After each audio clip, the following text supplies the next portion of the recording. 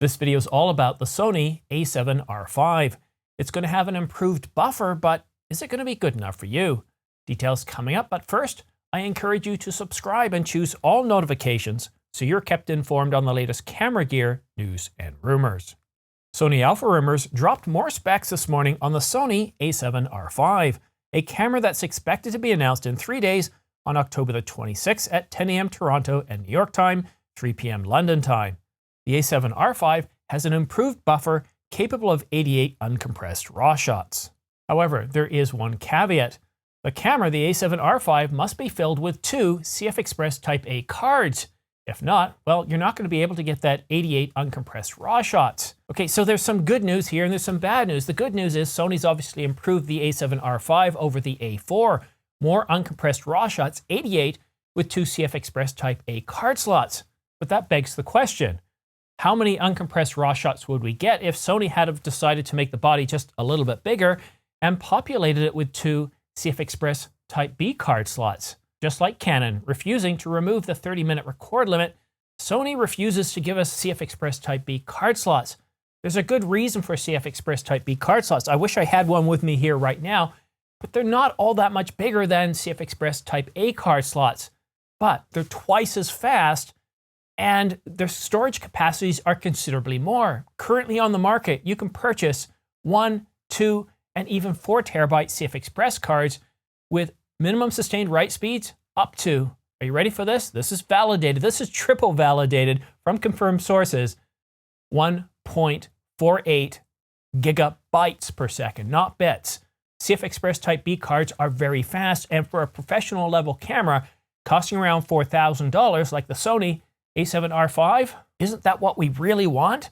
And the good news, instead of costing more for this higher performance and higher capacity, it's actually considerably less.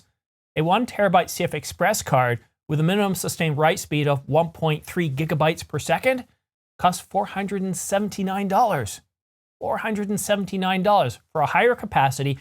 There isn't a single CFexpress Type A card slot that even goes to 1 terabyte. I think the highest right now, and it was just recently announced, is 640 gigabytes. And 1300 megabytes per second?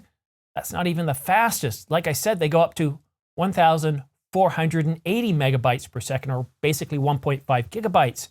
But let's, again, do a bit of a reality check here. The R5 over the R4 supports more uncompressed RAW shots, and that's definitely a good thing. It's better. But better could be even better if Sony put in 2 CFexpress Type B card slots. And hopefully Sony will listen in the future. The A1 Mark II, maybe even the A9. Sony, please give us CFexpress Type B card slots. We don't care if the camera is just a little bit bigger or even a little bit heavier. But giving us the option of having much faster cards with much greater capacities, especially as you're starting to add 10 frames per second at 61 megapixels, 8K 24, 25 frames per second, 8K 30 frames per second, and who knows, maybe even 8K 60 frames per second in upcoming cameras. CFexpress Type B card slots are going to give us the capacity that we need at the speed we need for a price that's far more affordable than what we're seeing with CFexpress Type A card slots. And if you're worried about us being upset that we can't use those SD card slots, whether they be V30, V60, or V90, well, we just don't care. Because those cards in a camera costing north of $4,000, a camera capable of shooting 8K video, 10 frames per second at 61 megapixels, well, they're just not up for the job. And the amount of time it would take to clear off images and video off of a V30, V60, or even a V90 card, well, it's pales in comparison to what we can do with a CFexpress Type B card slot. So please, please Sony, CFexpress Type B card slots, please, please.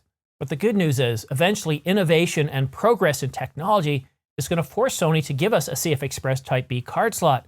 Because you see, every camera coming out today now, at least over $4,000, is supporting 8K video at 24, 25, often 30 frames per second, with the Nikon Z9 doing 8K 60, Apple ProRes, all-eye, the Canon R5 doing 8K RAW, and who knows what the Alpha 1 Mark II is going to do, or the A9 Mark III.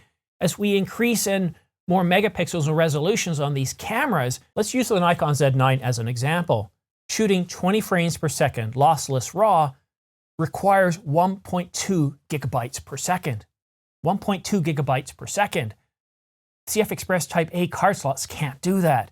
So to be able to compete against Nikon and Sony in terms of continuous high-speed still shooting at lossless RAW, or those higher bit rates for 8K, 8K 60, 8K 30, or maybe even one day going 12K, Type A just isn't going to do it.